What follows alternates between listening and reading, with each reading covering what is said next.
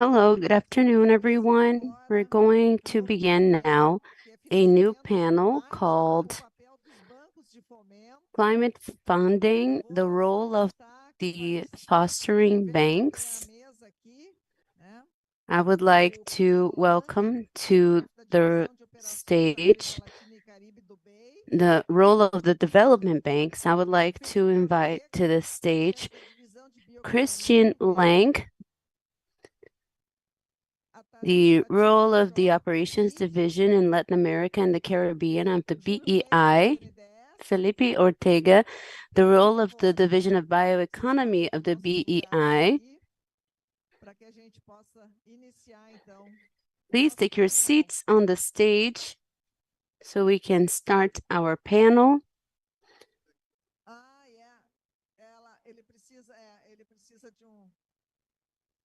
Please provide simultaneous translation for our guests. And we will have also Tatiana Schor, representative of the IDB.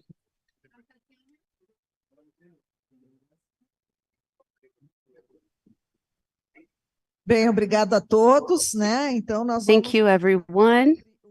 We are going to talk about climate funding and the role of the development banks, the regional integration and the development of green infrastructure is a need of all the Amazon states. Besides developing regional infrastructure, the development of infrastructure generates jobs of better value added and immediate start. Thank you very much for the invitation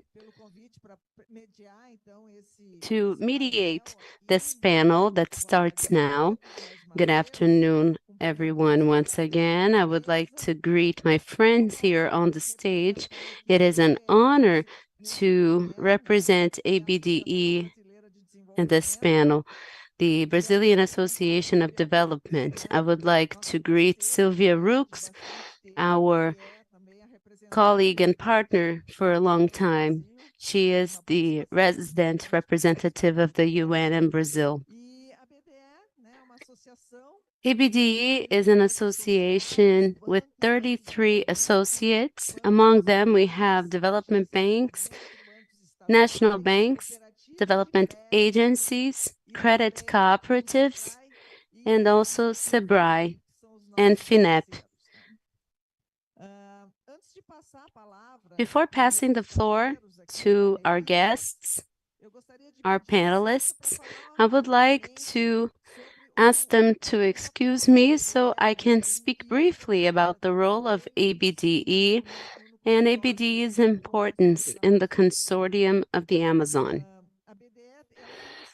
ABDE has tried to mobilize the institutions in the national development system in order to streamline new opportunities and development mechanisms for sustainable projects in the region of the legal Amazon. And in this movement, we have started the Alliance for the Funding of the Amazon, an initiative launched at COP26 in partnership with the IDB, with the objective of strengthening and organizing the funding network for the sustainable and inclusive development of the legal Amazon, especially through the mobilization of institutions associated to ABDE, and with the development of financial instruments appropriate to the local reality. In order to do this, the Alliance mapped common challenges that may have shared solutions that benefit the different types of institutions in the national development system working in the region. And now it's the moment to implement a concrete agenda for the strategic area of the Alliance, like the sustainable development, one of the topics that appeared in our discussion. We have some movement outside because of the presence of our future president, but I will continue. In the sense, we have to recognize the expertise of the development institutions, and we have to recognize the coordinated actions of the system and their impact in the development of the legal Amazon, so that we can carry out transforming actions. One of the central challenges is attracting investments to fund sustainable projects, stimulating production chains, infrastructures, science, technology, and innovation, and financial solutions that reinforce this trajectory towards a development system with sustainable basis. The development institutions work strongly in the segment, and the goal of the ABD 2030 plan aims at potentializing this work, focusing on the migration of the funding towards infrastructure projects with sustainable aims. We know the complexity of the legal Amazon, but we have a challenge, which is contributing so that the legal Amazon can generate employment and income with a standing forest, developing its green infrastructure and with sustainable production chains. ABD hopes that the alliance and the partnership between the association and the Legal Amazon Consortium that will be signed right after this panel can help us increase even further the investments for the 2030 agenda in the region. So let's have a great debate, and I'll pass the floor to our panelists. Thank you very much once again for your attention, and let's see if we are able to talk. And I think everyone here is a partner of ABD. I will pass the floor to Felipe Ortega. He is the chief of the Bioeconomy division of BEI. He's going to talk about the bioeconomy, the green infrastructure, and the improvement of the population in the region. Felipe, the floor is yours.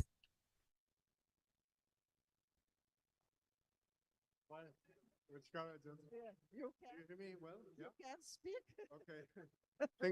Thank you, Jeanette. Okay. It is of course a pleasure for me to be here and be able to participate in this panel. And maybe before I start, briefly, let me explain what the EIB is, because I'm sure that not everybody will know that. So the EIB is an EU institution that was created with other institutions like the European Commission and other institutions, the Parliament, and with the Treaty of Rome in 1958, to support European integration and the implementation of EU policy priorities through mainly loan-based finance. So this means that the EIB predominantly delivers a loan to governments, to companies, to banks, to be able to reach out to smaller and medium enterprises. And it does it either alone or sometimes or many times in collaboration with other institutions, and particularly with the European Commission in the form of blended instruments. So with technical assistance, with other kind of loss capturing or risk capturing products. So what does it mean to favor the implementation of EU policies?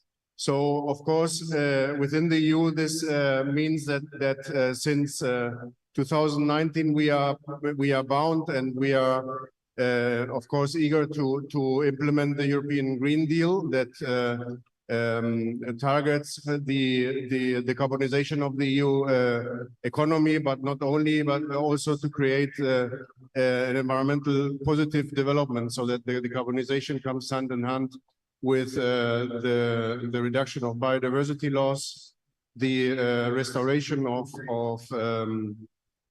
forests, of ecosystems, reduction of pollution, and a number of other objectives that the EIB constrains. Out of Europe, the EIB, of course, is bound to the EU objectives for out of Europe for its development program, which means that I mean, we are bound to support the EU agenda for 2030, the UN SDGs. So we are very much aligned with the UN with promoting and implementing the EU SDGs. And the EU, very importantly for this region, of course, that we are talking about, the EU forestry framework. So the protection of unique biodiversity systems, and also the protection of forests and prevention of deforestation. We are also bound to the EU development mandates for each region, which in this particular case means that the EIB is mainly predominantly bound to promote climate action projects and environment positive projects. So projects that address a number of the four, what we call the four environmental objectives, which is protection of water resources and marine resources, circular economy, biodiversity, and reduction of biodiversity loss and pollution. The EIB is owned by the EU member states, and these EU member states, the owners of EIB, they committed the EIB to transform in 2019 into what we call the EU Climate Bank. The EU Climate Bank, which entails several objectives. The first one is alignment with the EU Paris, with the Paris alignment criteria. So to put the bank's financing in line with the low carbon and resilient development targets that were agreed in the Paris alignment. And one very important one for green infrastructure and for biodiversity is the large emphasis that we are giving through our Paris alignment criteria of not intervening or investing in projects that are damaging for high carbon stock and high biodiversity assets, nor their value chains. So this is very important because with this, of course, the EIB tries to control, as a first measure, the deforestation impacts that we are seeing in many parts of the world, and which the EIB and the European Union has zero tolerance against. At the same time, the EIB also committed to a climate action and environmental sustainability target. So by 2025, 50% of the EIB financing needs to be either substantially contribution to climate action. So I will give a number of examples now. And or environmental sustainability. I mentioned the four objectives that we are pursuing.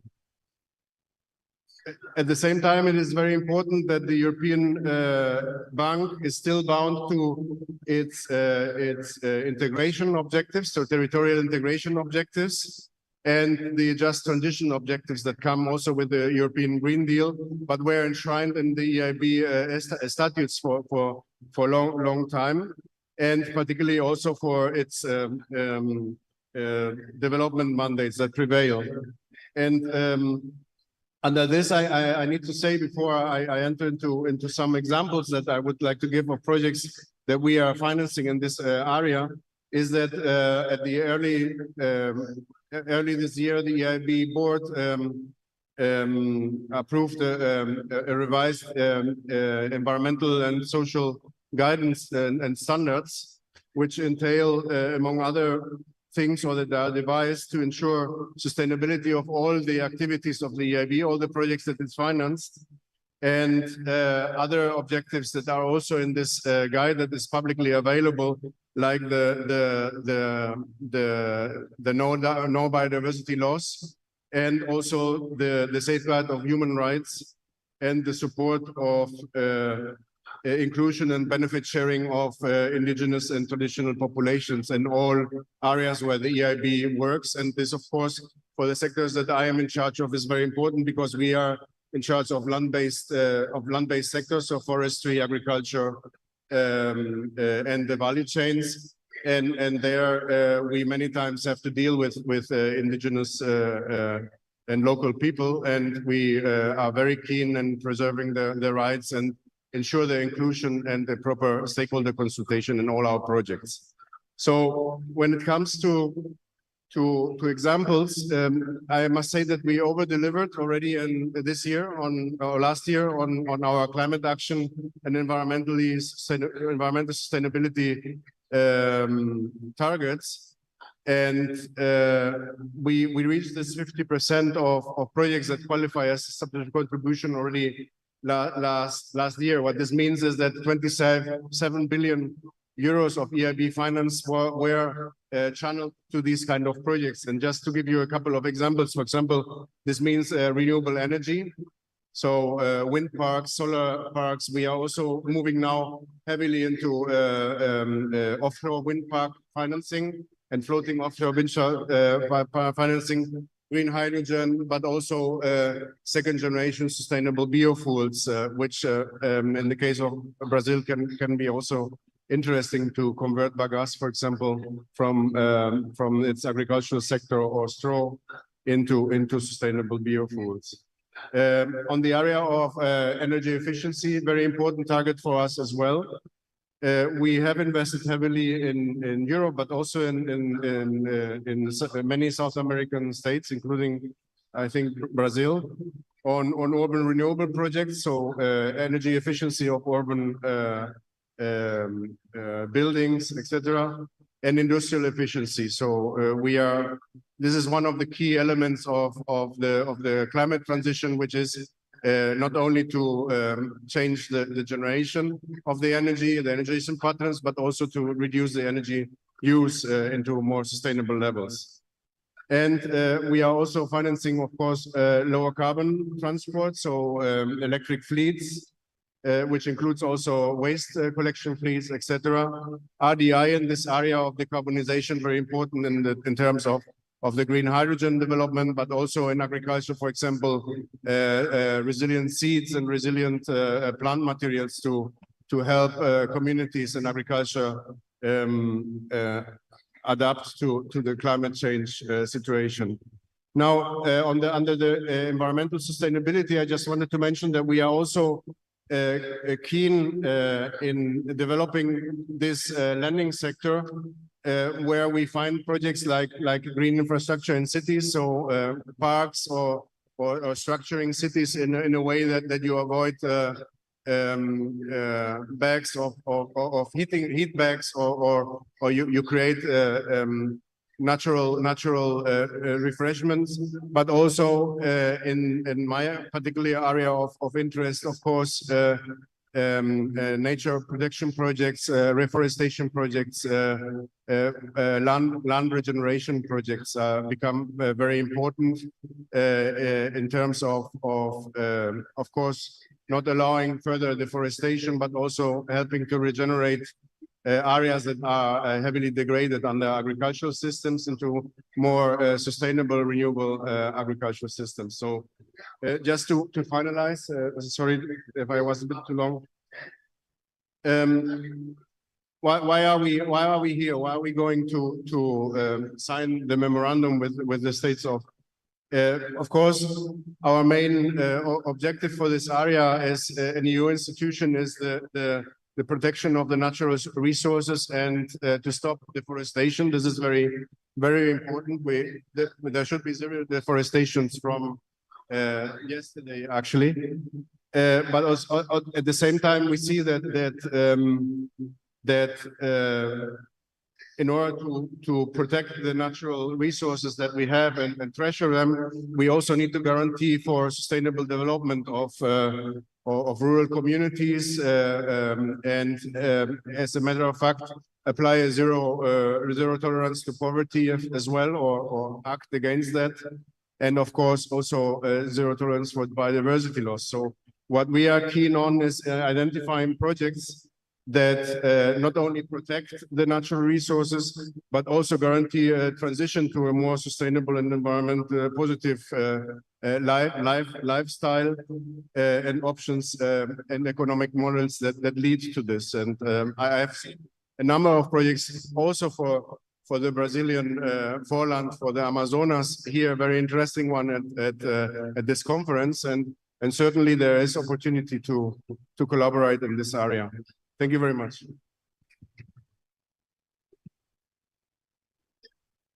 Muito obrigada, Felipe.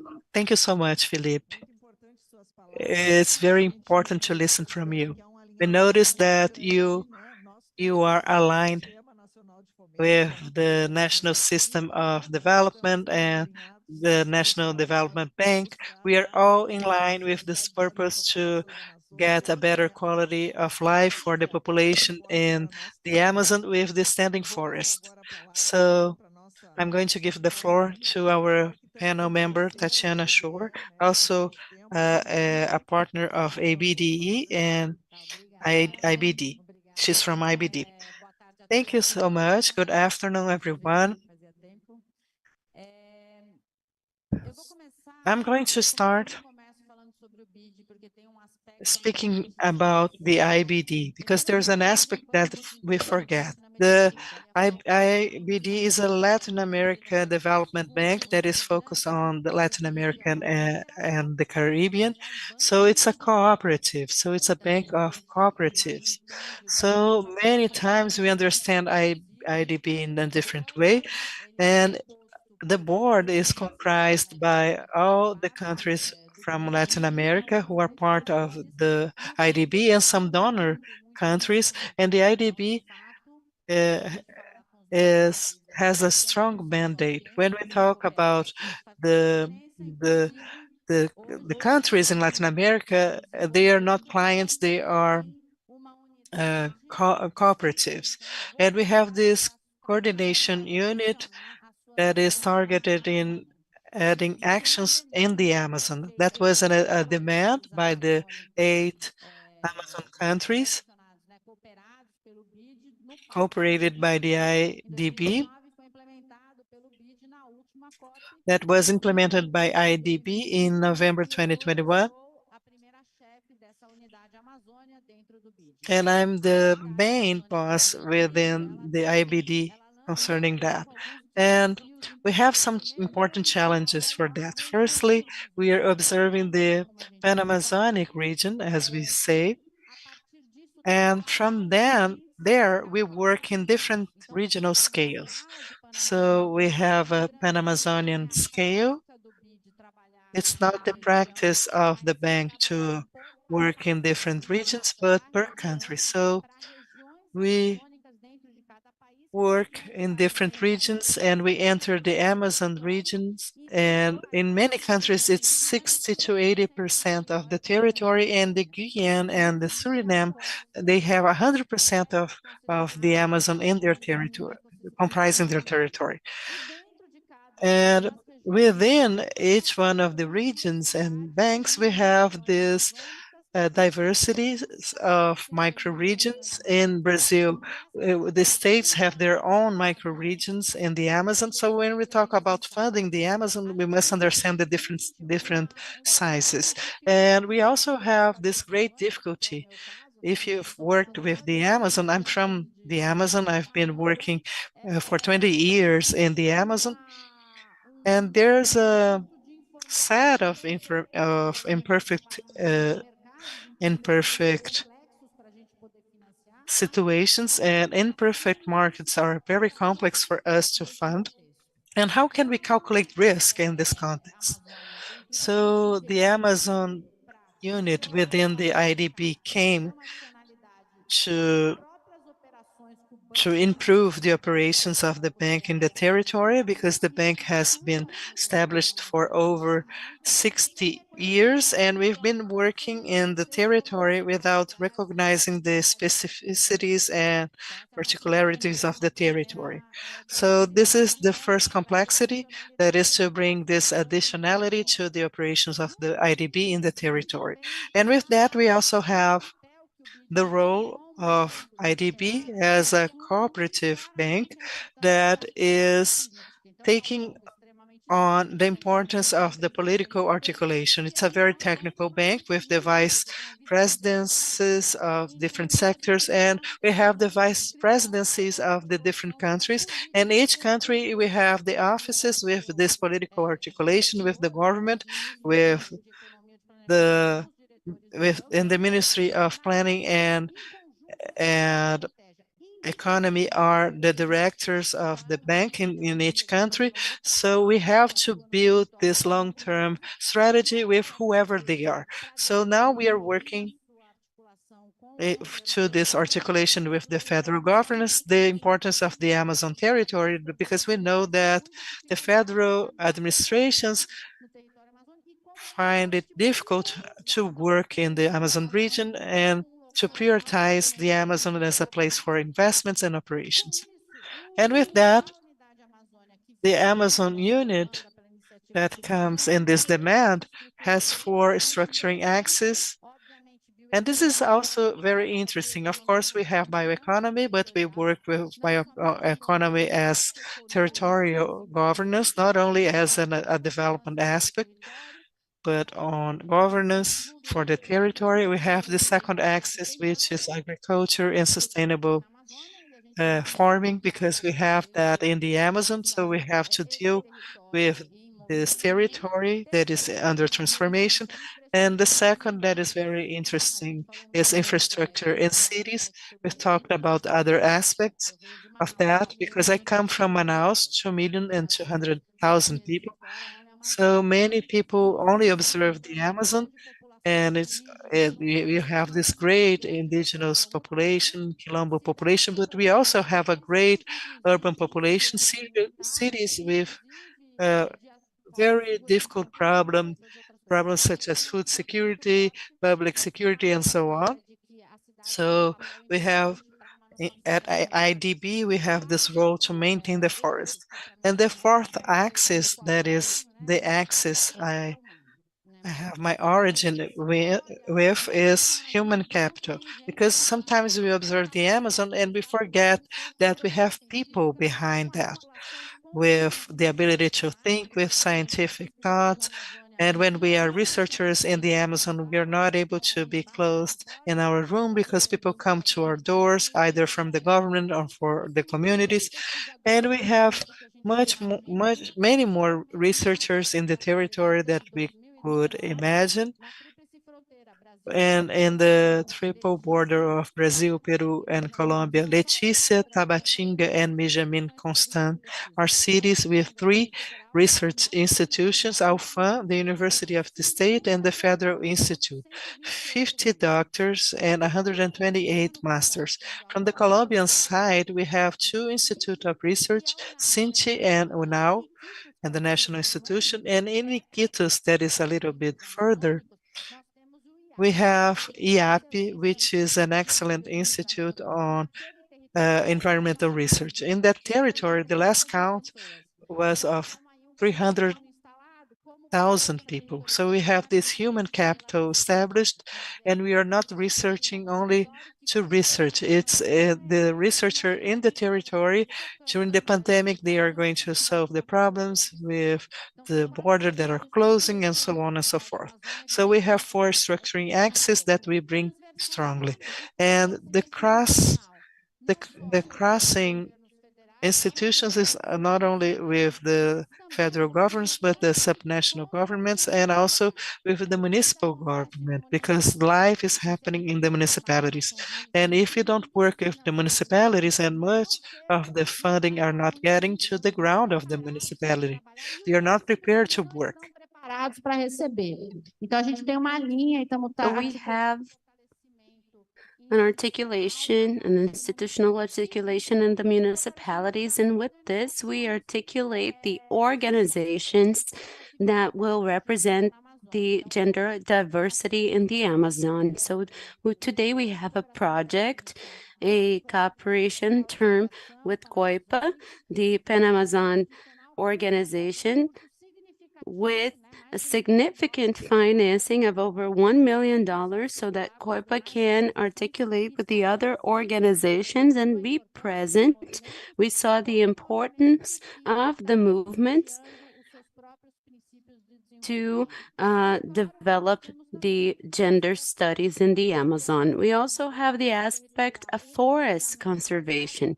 We have financing that has as a principle the standing forest, which is the new dynamics of the space.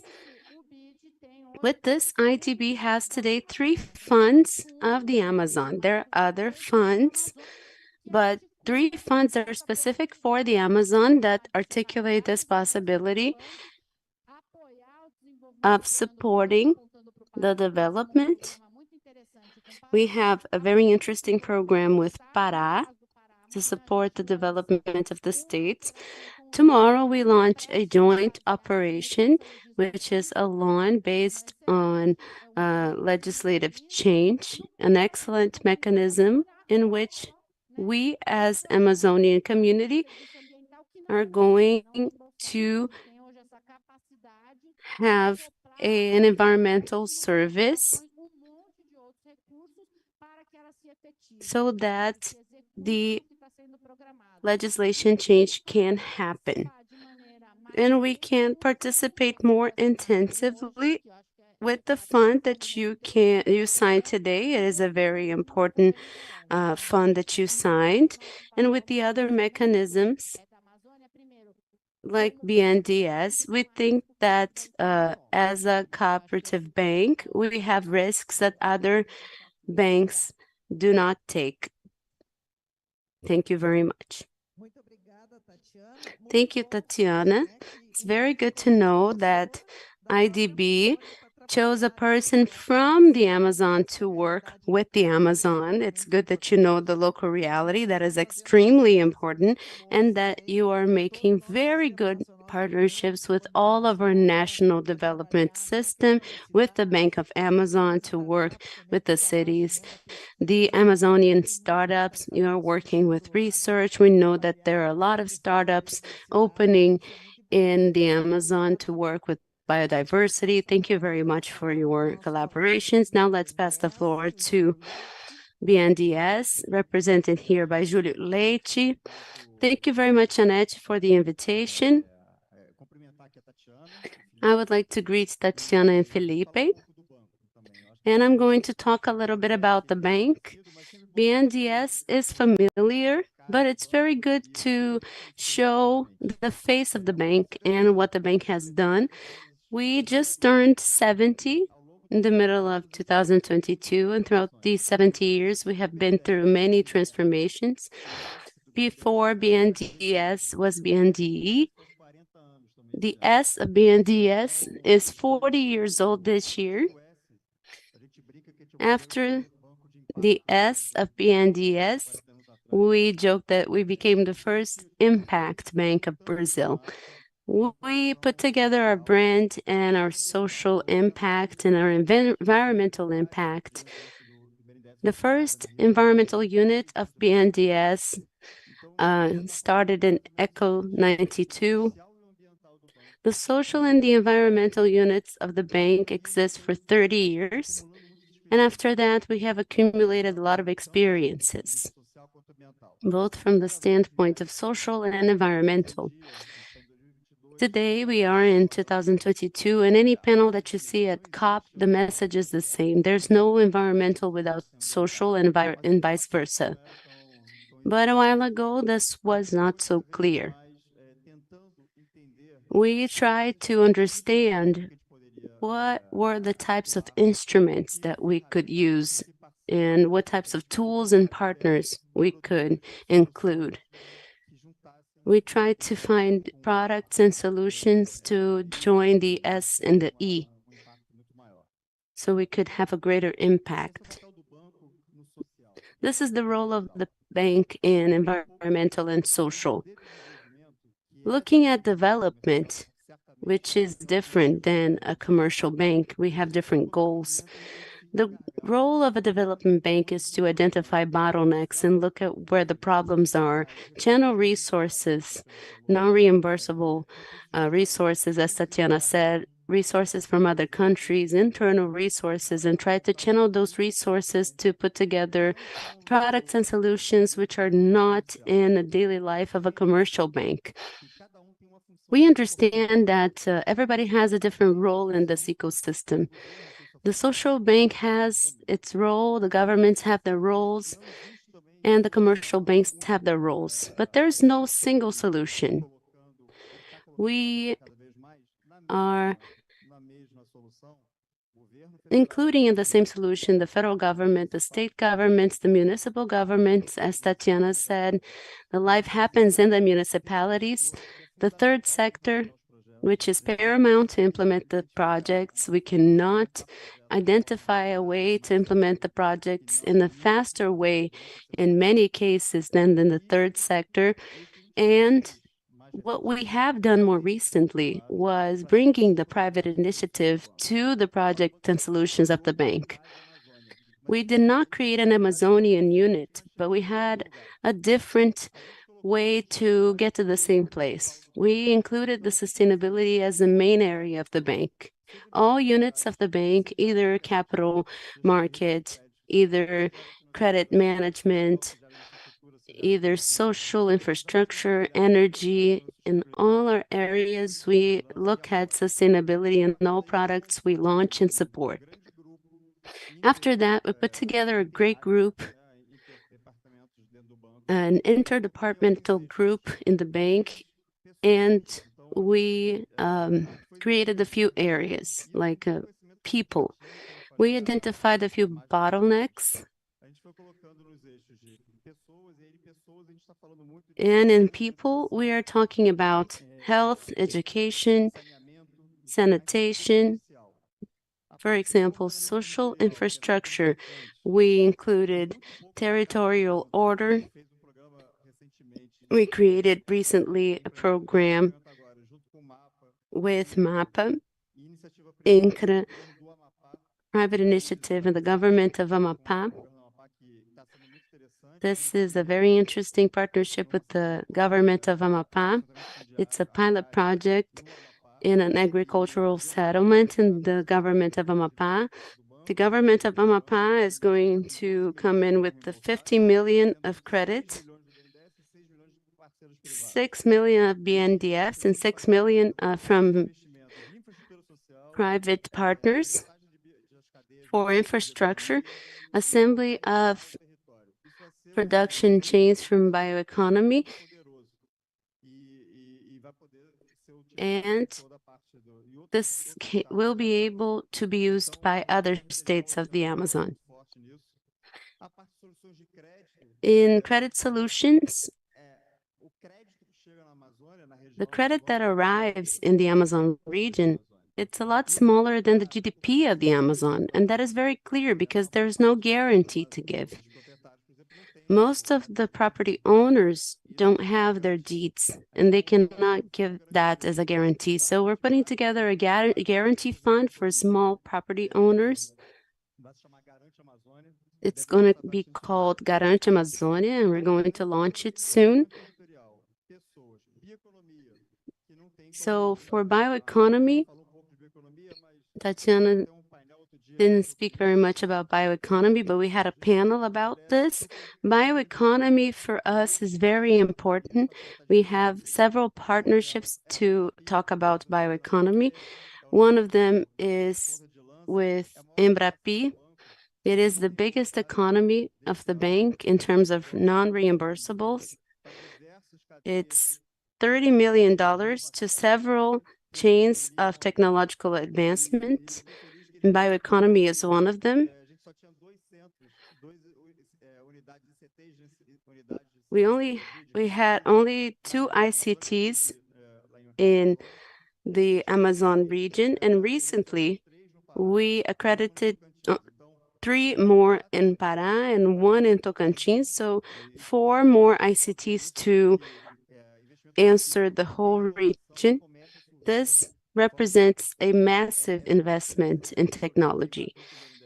Embrapi and BNDES's program is very important for the technological development and innovation. And this year we launched another program of blended finance. We know that the public resource is not enough to do climate development. The idea of the blended finance is to reduce risks, and the private resource is going to leverage this resource. So for 1 real of the public resource, we're going to have 5 reais of private resources. We launched this public call for forest bioeconomy, urban development, and circular economy. We are selecting the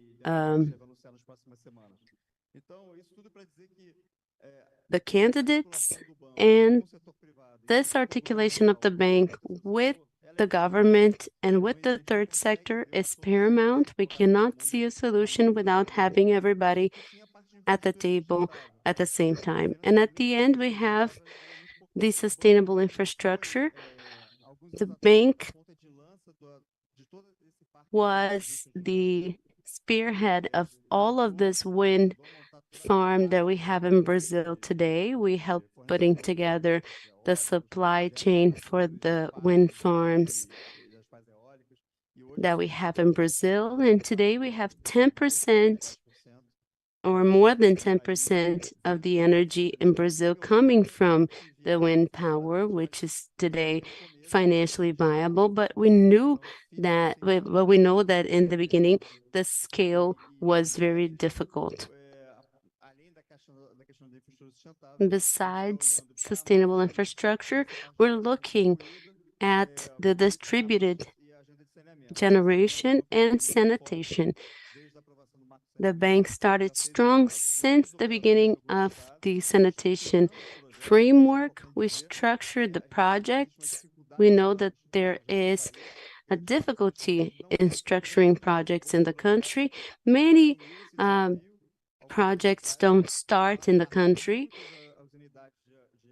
We have expanded a lot the development of projects, and today, 3 years later, we can see that the portfolio of the bank is the largest portfolio.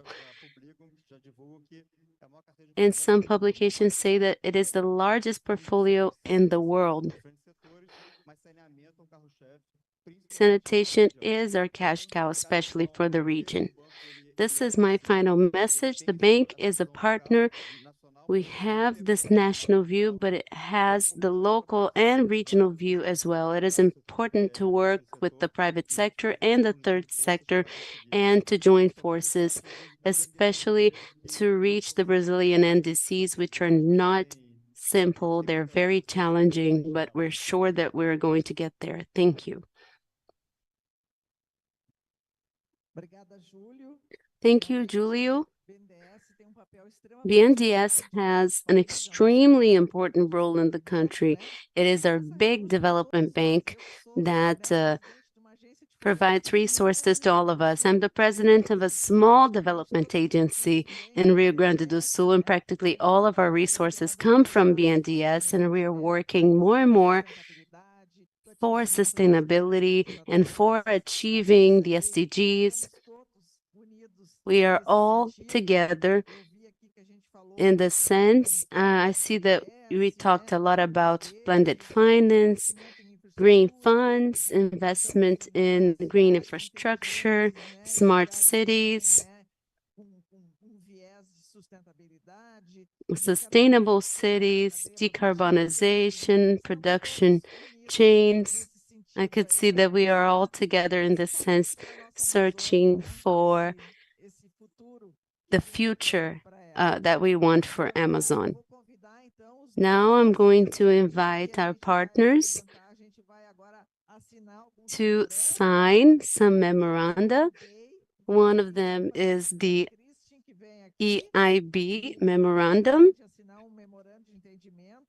the Memorandum of Understanding with the European Investment Bank. I'm going to invite Governor Helder Barbalho from Pará.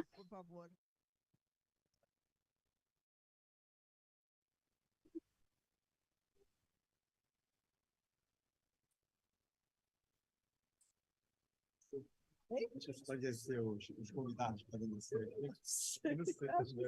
Bom, eu agradeço aqui, mas pode ficar aqui também. Thank you very much. You can remain on stage. Nós vamos tirar uma foto.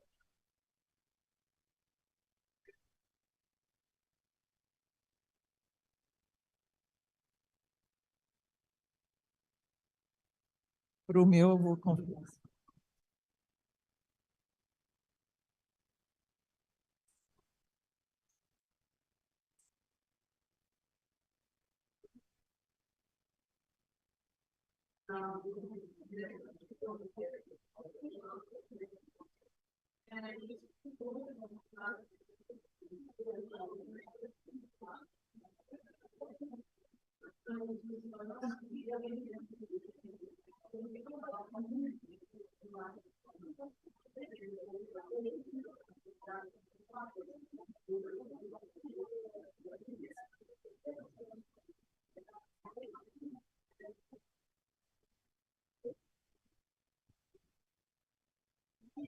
Agora eu vou pedir que o senador...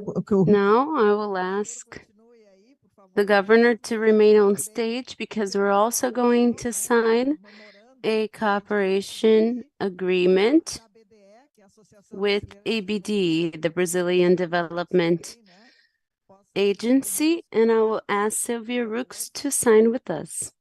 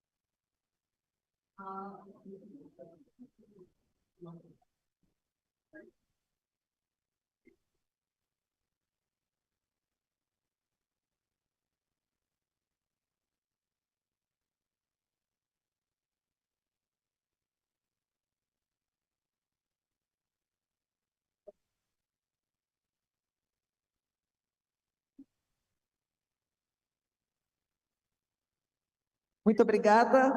Vamos por encerrado esse painel. Thank you very much. We wrap up this panel. Thank you very much.